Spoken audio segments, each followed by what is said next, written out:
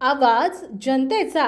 रिसोड शहरामध्ये मोकाट जनावरांचा आणि कुत्र्यांचा सुळसुळाट झालेला आहे। रस्त्यांना जात असताना मोटरसायकलवर का गाडी किंवा मोठे वाहन जात असताना बऱ्याच ठिकाणी अपघाताची भीती वाढलेली आहे। तर या मोकाट जनावरांना नगरपालिकेने त्वरित यांचा बंदोबस्त करावा आणि होणारे अपघात टाळावेत। या मोकाट जनावर ज्याच्या मालकीचे आहेत त्यांच्यावर कारवाई करून त्यांचा बंदोबस्त करावा। आणि बरेच अशा घटना घडल्यात की रिसोड शहरामध्ये गाडीला अडकवलेल्या पिशव्या सुद्धा तोडतात। हे जनावरे तोडून नुकसान करत आहेत आणि बऱ्याच ठिकाणी शाळेचे मुलं जात असताना त्यांना शिंगाणं उचलून घेतलेल्या घटना घडलेल्या आहेत। त्यामुळे त्या नगरपालिकेने या गोष्टीचा पुरेपूर बंदोबस्त करावा।